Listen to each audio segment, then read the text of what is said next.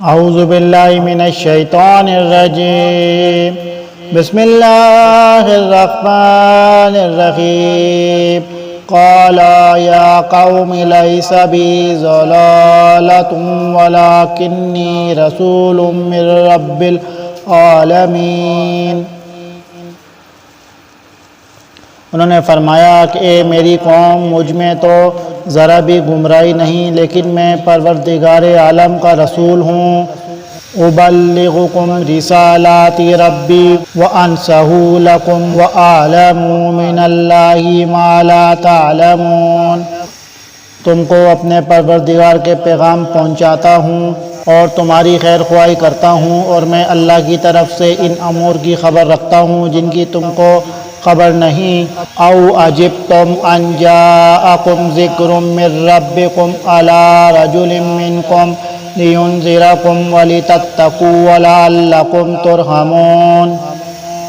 اور کیا تم اس بات سے تعجب کرتے ہو کہ تمہارے پروردگار کی طرف سے تمہارے پاس ایک ایسے شخص کی معرفت جو تمہاری ہی جنس کا ہے کوئی نصیحت کی بات آ گئی تاکہ وہ شخص تم کو ڈرائے اور تاکہ تم ڈر جاؤ اور تاکہ تم پر رحم کیا جائے۔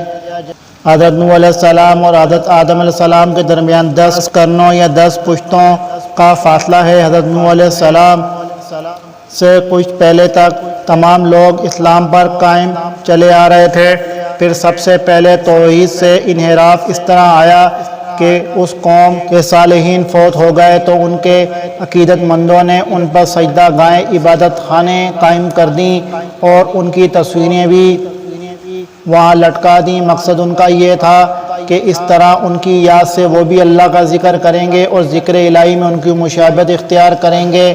جب کچھ وقت گزرا تو انہوں نے ان تصویروں کے مجسمے بنا دیے، اور پھر کچھ اور عرصہ گزرنے کے بعد یہ مجسمے بتوں کی شکل اختیار کر گئے اور ان کی پوجا پاٹ شروع ہو گئی، اور قوم نوح کے یہ صالحین ودو، سواء، یعوق، یغوث اور نصر معبود بن گئے۔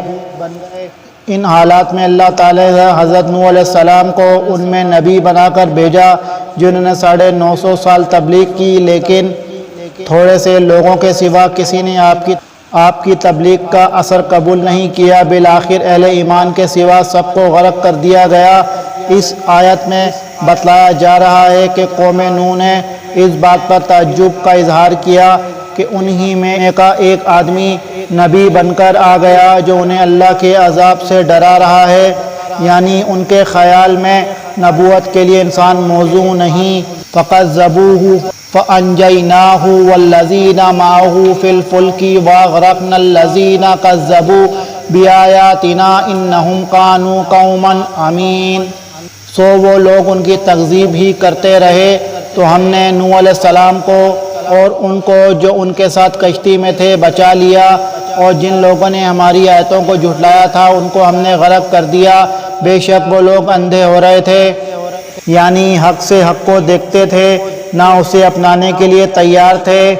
وَإِلَىٰ عَادٍ أَخَاهُمْ هُودًا قَالَ يَا قَوْمِ اعْبُدُوا اللَّهَ مَا لَكُم مِّنْ إِلَٰهٍ غَيْرُهُ أَفَلَا تَتَّقُونَ۔ اور ہم نے قوم عاد کی طرف ان کے بھائی ہود علیہ السلام کو بھیجا، انہوں نے فرمایا اے میری قوم، تم اللہ کی عبادت کرو، اس کے سوا کوئی تمہارا معبود نہیں، سو کیا تم نہیں ڈرتے؟ یہ قوم عاد عاد اولا ہے جن کی رہائش یمن میں ریتیلے پہاڑوں میں تھی اور اپنی قوت و طاقت میں بے مثال تھی۔ ان کی طرف حضرت ہود علیہ السلام جو اسی قوم کے ایک فرد تھے نبی بن کر آئے۔ قال الملأ الذين كفروا من قومه إنا لنراك في سفاهة وإنا لنظنك من الكاذبين۔ ان کی قوم میں جو بڑے لوگ کافر تھے انہوں نے کہا ہم تم کو کم عقلی میں دیکھتے ہیں اور ہم بے شک تم کو جھوٹے لوگوں میں سمجھتے ہیں۔ یہ کم عقلی ان کے نزدیک یہ تھی کہ بتوں کو چھوڑ کر جن کی عبادت ان کے آباء و اجداد سے ہوتی آ رہی تھی، الہ واحد کی عبادت کی طرف دعوت دی جا رہی ہے۔ قال یا قوم لیس بی صفاحۃ ولکنی رسول من رب العالمین۔ انہوں نے فرمایا کہ اے میری قوم، مجھ میں ذرا بھی کم عقلی نہیں، لیکن میں پروردگار عالم کا بھیجا ہوا پیغمبر ہوں۔ ابلغکم رسالات ربی وانا لکم ناصح امین، تم کو اپنے پروردگار کے پیغام پہنچاتا ہوں اور میں تمہارا امانت دار خیر خواہ ہوں۔ او عجبتم ان جاءکم ذکر من ربکم علی رجل منکم لینذرکم واذکروا اذ جعلکم خلفاء من بعد قوم نوح وزادکم فی الخلق بسطة فاذکروا آلاء اللہ لعلکم تفلحون۔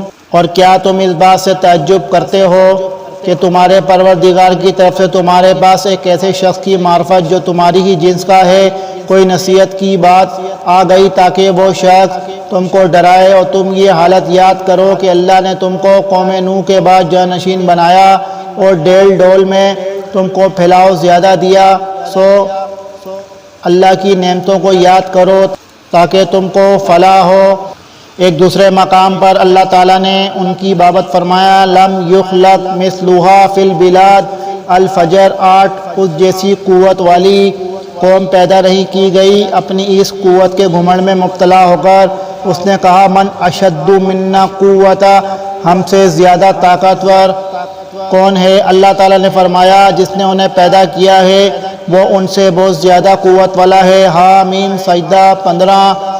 قالوا اجیتنا لنعبد اللہ وحدہ ونذر ما کان یعبد آباؤنا فاتنا بما تعدنا ان کنت من الصادقین۔ انہوں نے کہا، کیا آپ ہمارے پاس اس واسطے آئے ہیں کہ ہم صرف اللہ ہی کی عبادت کریں اور جن کو ہمارے باپ دادا پوجتے تھے ان کو چھوڑ دیں؟ پس ہم کو جس عذاب کی دھمکی دیتے ہو اس کو ہمارے پاس منگوا دو اگر تم سچے ہو۔ آباء و اجداد کی تقلید ہر دور میں گمراہی کی بنیاد رہی ہے۔ قوم عاد نے بھی یہی دلیل پیش کی اور شرک کو چھوڑ کر توحید کا راستہ اختیار کرنے پر آمادہ نہیں ہوئے۔ بدقسمتی سے مسلمانوں میں بھی اپنے بڑوں کی تقلید کی یہ بیماری عام ہے۔ جس طرح قریش نے بھی رسول اللہ صلی اللہ علیہ وآلہ وسلم کی دعوت توحید کے جواب میں کہا تھا، اللہم ان کان ھذا ھو الحق من عندک فامطر علینا حجارۃ من السماء او ائتنا بعذاب علیم۔ الانفال 32۔ اے اللہ، اگر یہ حق ہے تیری طرف سے تو ہم پر آسمان سے پتھروں کی بارش برسا یا کوئی اور دردناک عذاب ہم پر بھیج دے۔ یعنی شرک کرتے کرتے مشرک کی مت بھی ماری جاتی ہے۔ حالانکہ عقل مندی کا تقاضا یہ تھا کہ یہ کہا جاتا، یا اللہ اگر یہ سچ ہے اور تیری ہی طرف سے ہے تو ہمیں اسے قبول کرنے کی توفیق عطا فرما۔ بہرحال قوم عاد نے اپنے پیغمبر حضرت ہود علیہ السلام سے کہہ دیا کہ اگر تو سچا ہے تو اپنے اللہ سے کہ جس عذاب سے وہ ڈراتا ہے بھیج دے۔